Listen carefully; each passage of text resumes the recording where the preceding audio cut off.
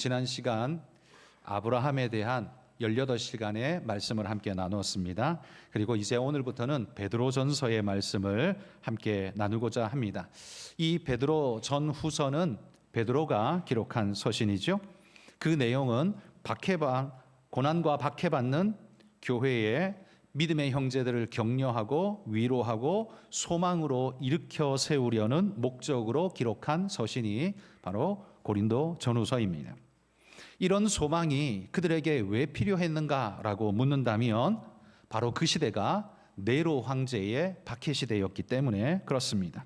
우리가 잘 아는 AD 64년 네로가 로마시를 불질러 놓고 그 시흥을 읊조릴 때 그 분노에 찬 로마의 그 시민들을 달래기 위해서 이 모든 죄를 그리스도인에게 떠넘기면서 그리스도인들이 로마시를 불질렀다라고 거짓 소문을 퍼뜨려 그때부터 혹독한 기독교 박해가 시작되게 됩니다. 그러나 물론 기독교 박해가 64년에 딱 시작했다 이렇게 말할 수는 없습니다. 그 이전부터 물밑에서 박해는 계속되었고 그것이 점점점 에스컬레이션 되어서 64년에 대박해로 폭발을 하게 된 거죠. 그러니까 그 이전부터 박해는 계속되어져 왔다는 사실을 우리는 기억해야 합니다. 오늘 본문의 이야기, 이 베드로 전서의 이야기는 핍박과 환난과 고통받고 있는 그들은 로마 제국 안에서 소수인이었고 약자로 매우 힘겨운 상태에 놓여 있었던 이들이었기에 이 위협과 문제를 짊어지고 살아가는 그들에게 그들 속에 고통 속에서 이런 질문이 나지 않겠습니까? 이런 고통 속에서 우리가 왜 이 믿음을 계속 지켜가야 하는가라는 질문이 들지 않을까요? 그리고 내가 이 믿음을 계속 가지고 갈 때 내가 기대할 수 있는, 소망할 수 있는 건 도대체 무엇인가? 라는 질문이 들지 않겠습니까? 바로 이 질문에 베드로는 그들에게 답을 주고자 하는 겁니다. 베드로 사도는요, 이 네로의 박해가 일어난 직후에 아마 순교한 걸로 65년 정도에 순교한 걸로 우리가 알고 있습니다. 그가 순교하기 1, 2년 전 AD 63년경에 이 베드로 전서가 기록된 것으로 추정합니다. 베드로는요, 그 63년경이라면 64년에 대박해가 일어나기 직전, 그때는 이미 박해의 먹구름이 잔뜩 끼어 있었던, 곳곳에서 박해가 일어나고 있던 바로 그 시절이었습니다. 그러니 사도의 눈에 박해가 몰려오고 있는 것이 선명하게 보였습니다. 그러니 이 어린 교회가 받아야 할 이 환난의 시간을 걱정하면서 베드로는 자신의 생애의 마지막을 교회를 격려하고 위로하는 것으로 자신의 사명을 삼고 이 글을 써보내면서 교회를 지켜내려 하고 있는 겁니다. 이게 바로 베드로 전서를 기록하게 된 이유인 것이죠. 역사적으로도 네로의 박해가 일어난 것이 끝이 아니었습니다. 그건 시작이었습니다. 로마의 10대 박해라고 큰 박해가 10번을 이어서 가게 되는데 보통 한 번 주기가 거의 10년에서 20년 주기로 계속해서 이어집니다. 네로 이후에도요, 트라이안 황제 시대에 20년 동안 박해가 지속됩니다. 하드리안 황제 때에도 20년 동안 박해가 지속됩니다. 디오클레티안 황제 때에도 20년 동안 박해가 지속되고요. 로마의 현재라고 불림받는 그 마르쿠스 아우렐리우스도 사실은 기독교 혹독한 박해자였습니다. 로마의 10대 박해, 그래서 64년부터 313년 밀라노 칙령이 내려질 때까지 250년의 기간 동안 기독교는 모진 멸절의 시간을 견뎌내야만 했었습니다. 그리고 그 모진 시간을 건너 313년 콘스탄틴 황제가 밀라노 칙령을 내리면서 믿어도 좋다, 박해 없이 이제 믿어도 된다라는 국제적 허락을 내림으로써 그들에게 평화가 찾아오게 된 것이죠. 그러나 그 평화를 맞을 때까지는 250년이라는 그 엄혹한 세월을 보내야만 했었습니다. 이때 교회는 사도들의 위로와 격려의 말씀이 얼마나 필요했을까요? 바로 베드로 사도는 그런 배경 속에서 이 서신을 써보내고 있는 겁니다. 오늘은 서론조의 말씀을 간단히 나누고자 하는데요. 먼저 이 서신의 저자가 누군가? 저자는 1절에서 분명히 못 받고 있죠. 예수 그리스도의 사도 베드로는 그러면서 자신이 이 글을 쓰고 있음을 기록하고 있습니다. 그런데 어떤 학자들은, 혹자는 이건 베드로전서는 베드로가 쓴 게 아니다라고 주장하는 이들이 있습니다. 왠고하니 베드로전서와 후서의 이 문체의 차이점이 너무 크다. 한 사람이라면 이렇게 문체의 차이가 크게 날 수 없다라고 이의를 제기하는 거죠. 그러나 그런 주장은 성경이 주장하고 있는 1장 1절에서 성경이 못 받고 있는 예수 그리스도의 사도 베드로는 그러면서 내가 쓰고 있다라는 내적 증거를 묵살시킬 수 없죠. 뿐만 아니라 베드로전서 5장 12절에 보시면 이 베드로전서를 진짜 글로 쓰고 있는 사람이 대필자인데요, 이가 누군지를 이야기합니다. 실루아노라는 이름까지 언급합니다. 그러니까 베드로가 써보낼 내용을 구술합니다. 그러면 그 옆에서 실루아노가 그 말을 받아서 조목조목이 써보내고 있는 겁니다. 그렇게 써서 편지로 베드로가 보내는 서신으로 해서 보내는 거죠. 당연히 베드로가 했으니 베드로가 쓴 것이 당연히 맞죠. 그러니 여러분, 베드로가 이 글을 썼다는데 우리는 의심할 필요가 없습니다. 또 한 가지 우리가 유념할 것은요, 오순절 성령 강림 이후에 베드로는 많은 사람들 앞에서 복음을 전하는 걸 주저하지 않았는데 베드로가 어떤 사람입니까? 우리가 알다시피 갈릴리라면 유대 사회의 완전 촌동네입니다. 저 변방 촌동네에 거기에 물고기나 잡는 어부, 그러니까 굳이 공부할 필요도 없었고 공부도 못 해본 사람, 그게 베드로였어요. 그런데 그 베드로의 설교 말씀, 전도의 메시지를 듣고는 사람들이 다 놀라서 이렇게 말합니다. 사도행전 2장 7절 말씀 읽어봅시다. 다 놀라 신기하게 여겨 이르되 보라, 이 말하는 사람들이 다 갈릴리 사람들이 아니냐. 여러분, 여기 다 갈릴리 사람이 아니냐라는 이 뉘앙스 속에서 갈릴리라는 것의 어떤 의미인지 느껴지십니까?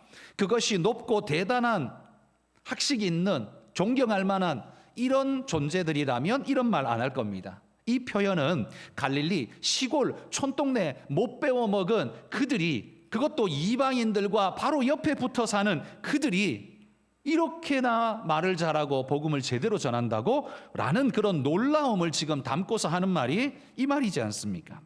그러니까 무식한 갈릴리 촌동네 사람이라고 무시했는데 성령이 그들에게 주어지고 난 다음에 성령을 받은 이후에 이 베드로와 제자들의 선포는요, 예루살렘에 살고 있는, 학식 있는, 율법 있는, 말씀을 늘 강론을 듣던 이 사람들조차도 놀라게 할 만한 메시지가 쏟아져 나오는 겁니다. 어떻게 이렇게 무식한 자들 입에서 이렇게 놀라운 말씀이 나올까라는 것이 그들에게 충격이었다는 거죠. 여러분, 이 말씀을 유심히 보십시오. 성령을 받으면 성령의 은혜는 무식한 우리로 하나님의 은혜를 깊이 깨닫고는 하나님의 생명의 말씀을 쏟아내게 하는 능력이 된다는 사실을 보여줍니다. 이건 사실 예수님이 생전에 이 땅에 사역하시는 동안 우리에게 오히려 말씀해 주셨습니다. 예수님이 이렇게 말했었어요. 너희가 공회에 잡혀가거든 무슨 말을 해야 될지 고민하지 마라. 왜냐하면 그때에 성령께서 네 입에 할 말을 넣어주시리라. 이렇게 말씀하셨거든요. 이 말씀 그대로 베드로가 모든 사람들 앞에서 설교를 할 때, 이 메시지 복음 전도를 할 때에 그때에 성령께서 베드로의 머릿속에 이 말씀을 생각나게 하고 선포하도록 만드신 거예요. 아마 베드로도요, 해놓고 자기 입으로 선포해놓고 아마 속으로는 놀랐을 것 같습니다. 내가 이렇게 말 잘할 줄 몰랐네. 나한테 이런 생각이 있는 줄 몰랐네. 아마 그랬을지 몰라요. 왜냐하면 성령께서 그 마음에 깨닫게 하시고 생각나게 하셔서 메시지를 전하게 만드셨기 때문에 그렇습니다. 여러분, 우리에게도, 우리 성도님들도 여러분, 전도해야 될 때 나는 말 못해, 나는 말을 잘 못해, 그리고 여러분 미리 포기하지 마십시오. 그건 그냥 포기가 아니고요, 성령의 역사를 방해하는 일이 됩니다. 성령께서는 지금 여러분의 입을 통해서 뭔가를 하려고 하시는데 여러분이 나는 못해, 나는 뭐 공부도 별로 못했어, 나는 말도 잘 못해, 그러면서 아예 딱 차단해버리면 이게 뭐가 돼요? 성령의 역사를 방해하는 일이 됩니다. 그러니까 여러분, 우리 하나님의 사람이라고 말하는 우리가 성령의 역사를 방해하는 일은 절대로 해서는 안 되죠. 그러니 여러분, 내가 잘하고 못하고, 말을 잘하고 못하고 상관없이 하나님이 내게 말하게 하실 때에는 메시지를 전하시기를 바랍니다. 믿지 않는 이들에게 복음을 전하시길 바랍니다. 그때에 성령께서 내게 할 말을 넣어주시는 그런 은혜의 경험을 여러분들이 하셔야 예수님이 하신 그 말씀이 진짜네? 이게 진짜네? 라고 여러분이 인정할 수 있을 것 아닙니까? 그런데 그 상황이 오기도 전에 미리 다 차단해버리고 나면 하나님께서 여러분 입술을 통해서 어떤 역사를 하실 수 있겠습니까? 여러분, 우리가 오늘 베드로를 보면서 깨달기를 바랍니다. 무식한 베드로라고 말하지만 그도 성령에 사로잡혔을 때는요, 그 앞에 있는 모든 좌중들을 다 압도하는 엄청난 메신저가 되었다는 사실을 기억하시고, 하나님이 내게도 역사하시면 어눌한 내 입술이지만, 생각이 짧은 남들 앞에서 말할 만한 여건이 안 되는 나이지만 내 입술을 열어서 하나님의 복음이 선포되게 하실 거라는 믿음을 가지고서 여러분 믿음으로 나아가시기를 주의 이름으로 축복합니다. 여러분, 이 글이 베드로의 글이 맞느냐라는 논쟁 속에서 이런 질문이 또 하나 나올 수 있죠. 뭐냐 하면, 이 글을 쓴 베드로가 그 베드로가 아니라 다른 베드로일 수 있지 않느냐, 이렇게 말할 수 있겠죠. 그런데 여러분, 창세기에서 계시록까지 다 뒤져보십시오. 베드로라는 이름은요, 딱 한 사람밖에 안 나옵니다. 성경에 신구약에 수천 명의 사람이 나오는데 베드로, 요한은 엄청 많이 나와요. 요한 엄청 많이 나오고요.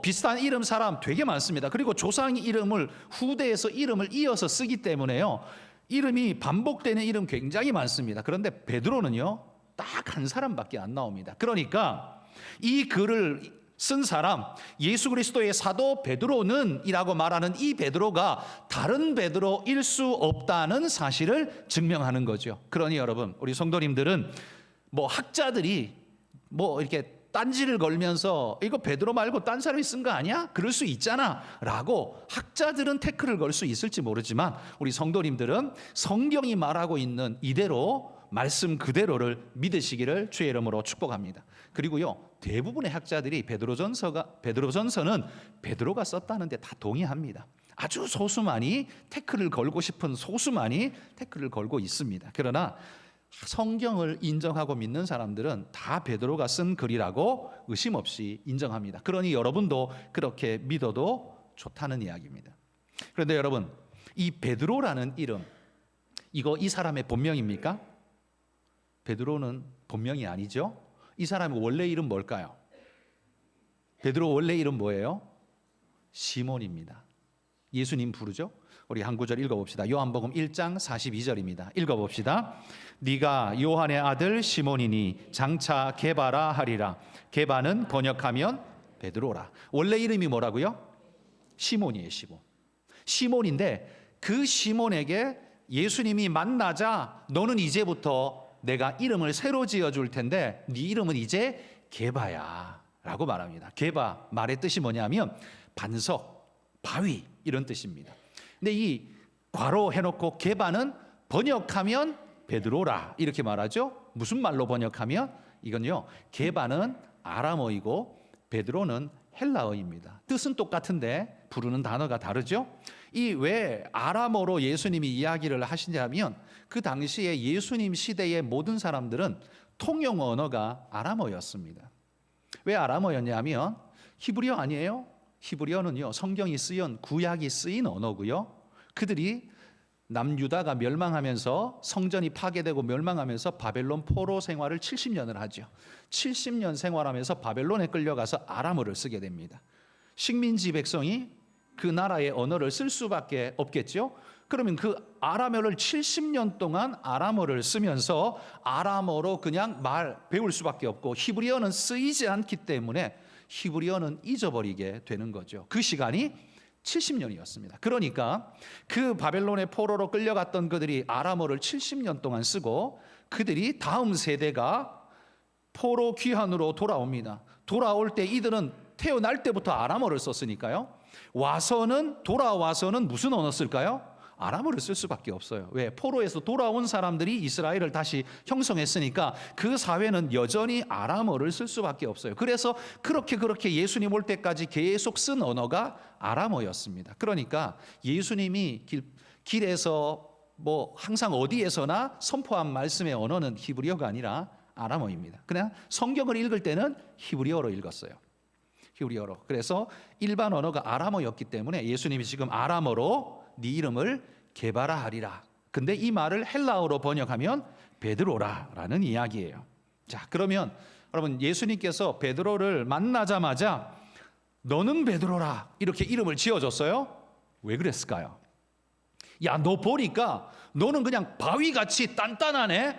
흔들림이 없네. 너는 진짜 보자마자 의지가 굳고 흔들림이 없는 바위 같은 사람이니까 그러니까 네 이름은 이제부터 바위라고 해. 게바라고 해. 이렇게 말했을까요? 그렇지 않습니다. 여러분 우리가 사복음서에서 보는 베드로가 그런 바위처럼 흔들림이 없는 사람입니까? 아니죠. 불같이 성질냈다가 나는 죽어도 예수는 부인 안 합니다. 그랬다가 닭 2번 울기 전에 3번이나 부인하면서 여종에게 쫓겨가면서 부인하면서 맹세하면서 저주하면서 했던 사람, 그게 베드로입니다. 그러니까 좌충우돌의 사람이 베드로였다는 거예요. 불변의 반석이 아니라 사실은 거의 지진이 일어난 땅 같은 모습이 그게 베드로였다는 겁니다. 사실 반석과는 한참 거리가 먼 존재라는 말이죠. 그러면 그런 존재한테 예수님은 왜 반석이라는 이름을 지어줬을까요? 그건요, 지금 네 모습을 보니까 네가 반석 같구나 이 말이 아닙니다.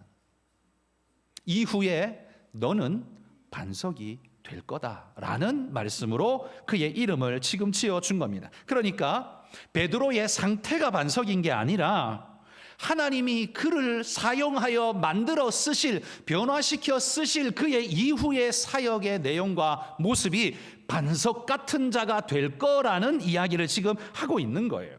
그러니까 그의 베드로의 토대 속에서 베드로라는 이름이 나온 게 아니고 하나님의 계획 속에서 베드로라는 이름이 나왔다는 말입니다. 무슨 말인지 이해되시죠?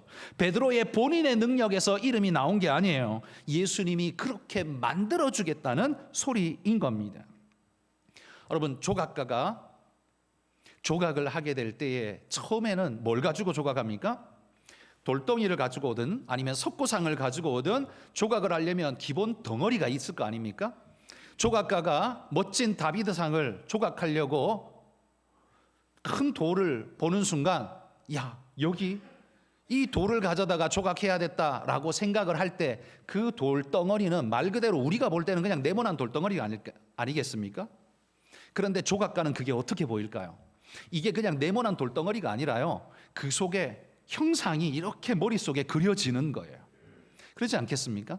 조각가는 이 돌을 가지고 조각을 해도 되겠다는 판단을 어떻게 해요? 그 속에 형상이 이렇게 그려지는 모습을 보면 아, 이건 되겠구나, 이렇게 만들면 되겠네라는 머릿속에 형상이 그려지면서 꿈을 꾸면서 거기에 나머지 부분만 잘라내는 것, 이게 조각 아닐까요? 그러니까 조각가에게 진짜 중요한 건, 저는 조각가의 예리한 손, 깎아내는 손, 그것도 굉장히 중요하지만 저는 그거보다 예리한 눈, 그게 훨씬 더 중요하다고 생각합니다. 왜냐하면 남들은 다 이걸 돌덩어리라고 보는데 이게 돌덩어리로 보이는 게 아니라 그 속에 형상이 보이고 비전이 보일 때야 비로소 그대로 조각을 했을 때 나타나는 그것이 실체화되어질 때 그게 진짜 예술가 아닙니까? 돌덩어리에서 예술로 변하게 되는, 이건 그 사람의 눈에서부터, 그 사람 조각가의 예술적인 시선에서부터 출발하는 거 아니냐라는 말이에요. 그래서 그 사람의 손재주도 굉장히 중요하지만 저는 조각가의 눈이 굉장히 중요하다라고 생각됩니다. 여러분 베드로는요 돌덩어리였습니다. 한마디로 돌덩어리였어요. 그런데 지금 예수님은 뭘 꿈꿉니까? 이 돌덩어리를 가지고 예술 작품을 꿈꾸고 있는 겁니다. 이후에 교회를 위해서 크게 쓰임 받을 나의 종 베드로, 이 꿈을 꾸는 겁니다. 그러니까 돌덩어리를 가지고 가서 예수님은 조각을 하고 해서 마지막에 성령께서 마치 생기를 불어넣듯 그 조각을 완성시키셔서 그를 우리가 아는 사도 베드로가 되게 만드신다는 거예요. 바로 그 꿈을 꾸면서 베드로를 만나자마자 예수님은 너는 요한의 아들 시몬이니 장차 게바라 라고 베드로라는 이름을 주고 있다는 말이에요. 여러분, 이 베드로를 만난 주님의 이 말씀이 우리에게 얼마나 위로가 되는지 모릅니다. 왜냐하면 베드로의 허물과 연약을 뒤져가지고 야, 너의 결격 사유를 내가 뒤져보니까 너무 많네. 네가 내 제자 될 만한 자격 요건은 2개밖에 안 되는데 너의 결격 사유는 한 200개 되네. 너는 내 제자 안 돼. 이렇게 말할 법한데 예수님이 그러지 않고요. 허물과 연약을 뒤지는 게 아니라 그를 통해서 뭘 할지를 꿈꾸면서 그를 만나고 계신다는 겁니다. 허물 덩어리인데, 연약 덩어리인데 그런 베드로를 만나시되 그의 허물을 추적하는 것이 아니라 당신의 꿈꾸시는 계획을 그에게 투영하면서 바라보면서 너는 이렇게 될 거야 라는 소망 속에서 하나님이 그를 부르고 계시다는 사실, 이게 여러분 우리에게 꿈이 아니고 소망이 아닙니까? 하나님이 우리를 부르실 때 우리의 결격 사유를 하나하나 뒤졌다면 야, 걔 서울대 못 나왔어? 야, 그런데 우리 교회에서 설교를 해? 야, 이랬다면 여기 설 사람이 몇 명이 있겠습니까? 야, 그 사람이 걔 어릴 때부터 그 공부도 별로 못했다며. 아니, 그 사람 그 가난하고 찢어지게 그냥 가난해서 제대로 해본 게 없다며. 그거 따지기 시작하면요, 아무도 세울 사람이 아마 없어질 겁니다. 왜? 결격 사유는 우리가 뒤져보면 한두 가지가 아니거든요. 누가 온전하게 우리의 대통령이 되고 우리의 국회의원이 될 만한 정말 그런 사람이 도대체 누가 있을까요? 다행한 건 우리 하나님이 당신의 일꾼을 하나님의 사람으로 불러 쓰시려 할 때는 그 허물을 보시는 게 아니라 오늘 이 베드로처럼 당신이 이루실 꿈을 꾸면서 그렇게 만들어 가시겠다라고 하나님이 그를 끌어당겨 쓰고 계시다는 사실입니다. 여러분, 저만 봐도 저도 이 말씀을 준비하면서 이 생각이 그냥 절로 듭니다. 제가 이 말씀 몇 번 드렸어요. 제가 중고등학교 다닐 때 저는요, 이렇게 많은 사람 앞에 서서 설교를 하거나 연설을 할 거라고는 상상도 못했습니다. 저는 그럴 수 있는 존재가 아니었습니다. 저는요, 얌전하게 앉아서 조용히 내 몫을 공부하는 진짜 조용한, 선생님이 그냥 손댈 필요 없는 학생이었습니다. 오라 가라 해라 마라 할 필요 없는 그냥 조용히 제 할 일 잘하는 그런 조용한 착한 학생이었어요. 그런데 누구 앞에 나서서 뭘 하는 거, 이런 거는 저는 꿈도 안 꿨습니다. 꿈도 안 꿨어요. 만약에 예수님이 나의 과거를 보고 내게 이름을 지어주신다면 아마 그 당시에 나를 보고 내게 야, 재호야, 네가 정재호이지만 내가 너의 이름을 바꿔줄게. 네가 보니까 내가 딱 보니 너는 요렇네 하고 이름을 지어준다면 아마 꽂아놓은 보리자루로 짓지 않으실까 모르겠어요. 내가 네 이름을 꿔보라고 지으마. 꽂아놓은 보리자루. 정꿔보. 아마 그럴 것 같아요. 왜?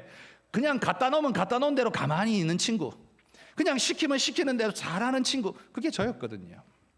하나님이 만약에 과거의 저를 보고서 이름을 지어주신다면 아마 정꼬보가 됐을 거예요. 그런데 그런 내가 놀랍게도요, 하나님이 수백 명 앞에서 매주일 이렇게 앞에서 설교하는 자로 만드실 줄은 상상도 못했던 일입니다. 이게 내 삶에 펼쳐진다는 게 너무 놀랍습니다. 여러분, 여러분들은 어떻습니까? 여러분들도 여러분의 과거를 돌아보면 사실 잘하고 잘난 것보다 못하고 부끄러운 게 더 많이 생각나지 않나요? 그래서 그런 거 하나하나 생각날 때마다 과거 나는 참 쓸모없는 놈이었는데 라는 생각이 들지 않습니까? 하나님께서 나를 이렇게 써가는 모습을 보니 정말 신비롭다. 하나님 아니면 누가 나를 이렇게 쓰시겠는가? 여러분, 이런 생각 여러분은 드시지 않습니까? 여러분, 하나님의 오늘 모습을 보노라면요, 이런 생각이 듭니다. 하나님은 잘나야 쓰시는 분이 아니라 잘나게 만들어 가시는 분이시다라는 생각, 여러분 동의하십니까? 돌덩어리였던 우리를 하나님의 작품으로 만들어 가시는 분이 하나님이십니다. 바로 베드로를 보면 우리는 그걸 알 수 있다는 거죠. 여러분, 여러분뿐만 아니라 여러분의 자녀에게도 이런 베드로의 축복이 주어지기를 주의 이름으로 축복합니다. 비록 초라하고 작고 모자라고 덜 떨어졌을지 모르나 하나님 손에 붙들려 하나님이 꿈꾸시는 그 멋진 이상을 따라서 내가 만들어져 가고 다듬어져 가고 성장되어져 간다면 오늘 나는 보잘것없을지 모르나 미래의 나는 생각지도 못했던 엄청난 모습으로 변화되어 있을 나를 꿈꾸며 하나님 앞에서 순종함으로 믿음으로 나아가는 여러분들 되시기를 축복합니다. 여러분, 베드로전서가요, 아까 베드로가 쓴 글이 아닐 수 있다는 의심을 받았다고 했는데 그 중에 하나가 바로 후서와 전서의 문체 차이가 너무 많이 난다 그랬습니다. 후서는 투박한 헬라어로 쓰였는데 전서는 유려한 헬라어로 쓰여져 있기 때문에 그렇습니다. 여러분, 베드로라는 인물은요, 그냥 본토백이 히브리인입니다. 유대인. 날 때부터 유대에 살았고 죽기 직전 딱 10년만 로마에 가서 복음 전하다가 거기에서 순교당해서 십자가에 거꾸로 매달려 죽는 일을 하게 된 거죠. 여러분, 그런 베드로가 죽기 직전 10년, 그러니까 베드로의 나이가 65년쯤이면 그의 나이는 거의 70대 가까이 된 그 정도일 겁니다. 60대 후반 아니면 70대 정도 되는 베드로는 예수님보다 아마 조금 더 나이가 많았을 거라고 우리가 보통 추정을 하니까요, 아마 그의 죽은 나이는 거의 70 정도 되었을 거예요. 그렇다면 그가 인생 말년 10년을 로마에서 살았다면 마지막 10년, 그러니까 60살부터 예를 들어 60살부터 70살까지 로마에 살면 로마의 언어와 헬라어가 유창해질까요? 유창해질까요? 여러분, 우리가 나이 많이 들어서 이민을 가면 언어가 잘 늘지를 않습니다. 이게 혀가 굳어가지고 언어가 늘지 않습니다. 그러니까 이민을 몇 살 때 갔냐에 따라 그 사람의 언어의 수준이 굉장히 달라진다고 해요.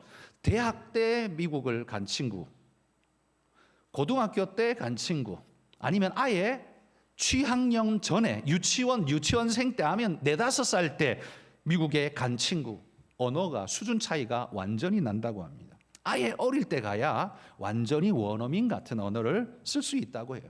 그런데 이게 중학교, 고등학교만 돼도 벌써 달라진대요. 이게 성인이 되어서 가면 이거 완전히 원어민처럼 되기가 힘들고 되게 많이 차이가 난다고 해요. 근데 여러분, 베드로는 인생 말년에 로마에 갔습니다. 그러니까 해외 선교를 말년에 나갔어요. 그런 사람이 유려한 헬라어를 쓸 만큼의 대단한 실력이 갑자기 뻥튀기가 되었을까요? 저는 절대 그렇지 않다고 생각합니다. 그러기에 베드로전서 5장 12절에 답을 말해주잖아요. 이 글은 베드로가 쓴 게 아니고 쓴 것은 실루아노가 썼다라고 말하죠. 실루아노, 이게 라틴적 언어 이름 아닙니까? 이거를 헬라적 언어로 바꾸면 실라가 됩니다. 실라. 우리가 잘 아는 바울과 실라가 빌립보 감옥에서 기도하고 찬양했더니만 옥터가 흔들리고 착고가 풀리고 했던 그 실라, 그게 바로 여기 실루아노라는 말입니다. 그러니까 그 당시에는 바울과 함께 했던 실라가 지금은 베드로와 함께 하면서 로마에서 사역을 지금 계속하다가 이 베드로가 서신을 써보내려고 하니 이 실루아노가 그 글을 대신 써주고 있는 거예요. 베드로가 구술하는 대로 그 옆에서 그것을 멋진 헬라어로 잘 포장해서 이렇게 글을 써주고 있는 겁니다. 베드로가 무슨 말 하는지 함께 사역했기 때문에 너무 잘 알죠. 의도가 뭔지, 무슨 이야기를 하는지, 어떤 뉘앙스인지까지도 충분히 잘 알기 때문에 그의 가장 적합한 단어가 뭔가 이거를 정확하게 찍어내어서 쓸 수 있는 사람, 그런 실력자 실루아노였다라는 말이에요. 이런 사람이 베드로 옆에 있었기에 베드로전서라는 책이 이렇게 멋지게 나올 수 있었다는 말입니다. 저는 여러분 바로 이 부분에서 또 하나의 소망을 갖습니다. 뭐냐 하면 저나 여러분이나 하나님 나라의 걸출한 위대한 인물, 그건 아니지 않습니까? 그냥 소소한 인물 정도 아닙니까? 그냥 엑스트라 1, 2, 3쯤 될지도 모르겠지만 그거보다는 조금 나은, 그러나 주연급 이렇게 하나님 앞에 내가 뭘 역사하고 있다, 그렇게까지 하기에는 우린 좀 작아 보이지 않나요? 그렇지만 우리가 실망할 필요가 없습니다. 왜냐하면 보십시오. 우리는 베드로처럼 위대한 사도는 되지 못해도요, 베드로 옆에서 신라처럼 그의 부족한 부분을 메워주면서 그 사역을 함께 완성시켜가는 동역자가 될 수 있다면 그 자체만으로도 얼마나 아름답고 위대한 사역이 되는가를 보십시오. 베드로 혼자서는요, 투박한 글을 쓸 수밖에 없는데 신라가 거기에 힘을 보태주니까 그 서신을 읽는 사람들이 다 이해가 너무 쉽고 말도 잘 되고 쏙쏙 들어오는 그런 확실한 메시지가 전달되지 않습니까? 여러분, 이게 동역의 힘입니다. 여러분, 우리가 베드로처럼 큰 사람이 되지 못할지라도 오히려 실로아노처럼 옆에서 보조하며 함께하되 중요한 빠지는 부분을 메워줄 수 있는 그런 사람이 된다면 하나님께서 얼마나 귀히 여기시며 우리를 높이 쓰실까요? 여러분, 그런 분들 되시기를 주의 이름으로 축복합니다. 그러므로 여러분이 목사, 선교사 아니라고 주눅 들지 마십시오. 목사, 선교사가 뭐 별겁니까? 여러분의 현장에서 하나님 찬양하고 하나님 말씀 전하고 기쁨으로 복음을 나눌 수 있으면 그게 여러분의 선교사의 사명인 거예요. 그게 바로 여러분에게 맡긴 하나님의 귀중한 선교 사명이에요. 우리는 작다고 주눅들 필요 없고 작지만 한 부분을 채워주는 그 동역의 일을 내가 잘 할 수만 있다면 그 자체로 하나님 앞에 칭찬받는 위대한 하나님의 일꾼이 되리라 믿습니다. 여러분, 모세가 광야길에서 하나님이 그 르비딤 골짜기에서 아말렉과 싸우라고 할 때 여호수아는 나가서 전쟁을 하지만 모세는 산 꼭대기에서 기도를 했잖아요. 근데 손이 올라가면 이기고 내려가면 지지 않습니까? 80 노인이 손을 들고 있는 시간이 길까요? 내려놓는 시간이 길까요? 당연히 내려놓는 시간이 길겠죠. 그러면 승리할 때보다 패배할 때가 더 많으면 여호수아와 이스라엘 백성이 얼마나 곤욕을 치르고 승리 못할 것 아닙니까? 그런데 그것을 아론과 훌이 옆에서 지켜보다가 원리를 깨달았습니다. 놀랍네. 하나님께서 지금 이렇게 하고 계시는구나라는 걸 깨닫게 된 거예요. 깨닫게. 그러는 순간 그는 돌을 굴려다가 모세를 안 치고 손을 들고 있는 그 옆에 서서 그의 팔을 붙들어 줬습니다. 모세는 앉아 있으니까 위치가 낮잖아요. 손을 들어봐야 그 들린 손이 결국 아론의 가슴팍 정도밖에 더 오겠습니까? 그러니까 옆에서 이렇게 그냥 붙들고 있으면 되는 겁니다. 그냥 이렇게 들고 있으면 되는 거예요. 그러니까 어렵지 않게 끝까지 붙들어 줄 수가 있었습니다. 여러분, 아론과 훌이 없었다면 르비딤에서 여호수아는 승리할 수 있었을까요? 못했을 겁니다. 왜? 계속 팔이 내려가는데요. 계속 지는데요. 못했을 거예요. 그런데 아론과 훌이 여기 실로아노 같이 옆에서 작지만 어떤 부분을 내가 감당해 줄 때 이 전체가 하나님 안에 아름답게 꼽히는 은혜의 역사가 일어나는 이 사실, 여러분, 이 사실을 여러분도 꿈꾸면서 은혜의 역사에 동참하시기를 소망합니다. 나는 안 돼, 나는 작아, 나는 못해. 여러분, 도망가지 마시고 여러분이 붙들어 줄 때 더 완전하고 온전하고 건강할 수 있다는 사실을 기억하시기를 축복합니다.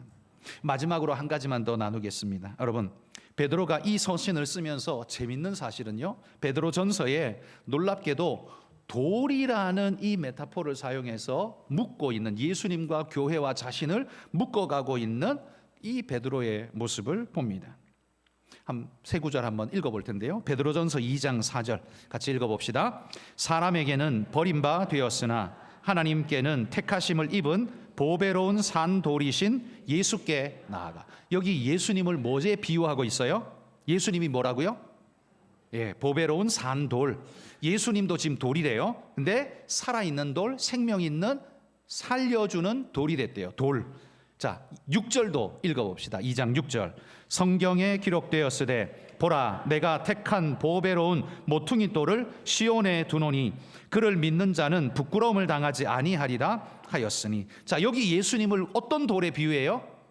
모퉁이 돌에 비유해요. 자, 산돌은 살아있다는 생명력을 강조하는 언어라면 모퉁이 돌은 그 코너스톤이 돼서 무너지지 않게 붙잡아주고 지지하고 유지하는, 균형을 잡고 붙잡아주는 형태의 것을 강조하는 돌이죠. 그래서 예수님을 두 돌에다가 비유합니다. 하나는 산돌, 보배로운 산돌, 또 하나는 모퉁이 돌. 그래서 예수님은 산돌이면서 모퉁이 돌이 되신다라고 예수님을 돌에다가 비유하고 있어요. 근데 그들만이 아니라 교회까지도 돌에 비유합니다. 베드로전서 2장 5절 읽어봅시다.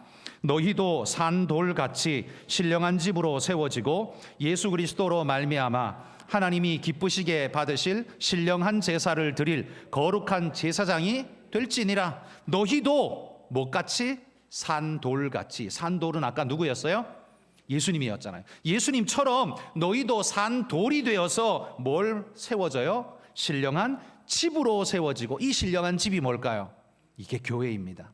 하나님의 교회입니다. 하나님의 교회가 어떤 돌들로 세워진다고요? 신령한 돌들인 성도들, 그들이 마치 벽돌처럼 한 돌 한 돌 한 돌이 모이고 쌓여서 하나님의 신령한 집이 세워지고 있다라고 말하고 있습니다. 그러니까 성도는 산돌들이며 또한 하나님의 신령한 집이 된다라고 지금 이야기를 하고 있는 겁니다. 베드로 자신은 뭐였어요? 예수님이 말했죠. 너는 게바, 베드로, 바위 반석이다. 그러니까 보십시오. 베드로는 지금 예수님도 돌로, 자신도 돌로, 성도들, 교회도 돌로, 돌이라는 주제를 가지고 쫙 이어서 연결시키고 있습니다. 예수님에게서 자기에게로, 자기에게서 성도들과 교회에게로 돌로서 묶고 있다는 거예요. 왜 돌로 묶고 있을까요? 그건 지금 흔들리고 박해받는 어렵고 위험한 상황에 반석처럼 흔들리지 않는 굳건한 믿음을 붙잡은 반석이 되라는 측면에서 지금 돌이라는 비유를 가지고서 지금 이어가고 있다는 겁니다. 하나님의 굳건한 약속을 너희는 돌처럼, 바위처럼, 반석처럼 붙들고 흔들리지 마라, 요동하지 마라, 그렇게 지금 메시지를 전한다는 거예요. 여러분, 믿음은 반석에서 반석으로 이어지는 귀한 사역입니다.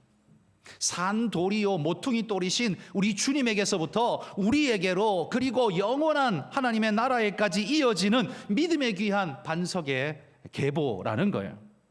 흔들리고 두려워하는 교회를 향해서 교회는 반석이라는 사실을 강조합니다. 그리고 우리 주님은 그 반석, 그 건물의 모퉁이 돌이 되셔서 우리를 꽉 붙들어 주시고 흔들리지 않게 붙잡고 계신다, 걱정하지 마라, 바로 이 사실을 우리에게 강조하고 있다는 거예요. 여러분, 오늘 우리가 살고 있는 오늘의 현실도 박해의 현장처럼 쉽지가 않습니다. 너 믿음을 포기하면 세상 사는 거 되게 쉬울 수 있습니다. 돈 잘 번다는 소리가 아니라 편하게 살 수 있을 겁니다. 따지지 않아도 되고, 욕심을 마음껏 부려도 상관없고, 수단과 방법을 가리지 않아도 되고, 신앙이 없다면 찔림받을 이유가 없으니까 뭐든지 해도 될 겁니다. 그런데 그렇게 유혹이 오지만, 유혹이 옵니다. 돌덩이가 떡덩이 되게 하라라는 유혹처럼 옵니다. 그러나 우리는 그런 유혹에 무너져서 주님의 말씀과 사명을 내던져버리는 그런 사람들이 아니라 반석같이 하나님 말씀을 지키고 꿋꿋하게 주님 올 때까지 그 자리를 지키는 사람들, 그 믿음을 지키는 사람들, 이게 바로 성도요, 이게 바로 교회다라는 사실을 베드로가 지금 강조한다는 말이에요. 여러분, 주님 오실 때까지 그 믿음 지켜가시기를 소망합니다. 누군가가, 사회가, 무엇이, 어떤 일이 여러분을 흔들어서 믿음에서부터 그냥 실족하고 무너지도록 만드는 요소가 우리에게는 늘 일어날 수 있지만, 그것 이겨내고 반석같이 꿋꿋이 그 자리를 지켜내고 이겨내는 사람, 그게 성도라는 말이에요. 여러분도 그 예수님의 돌계보에 이어서 여러분도 멋진 반석 같은 분들이 되시기를 주의 이름으로 축복합니다. 기도하겠습니다. 하나님,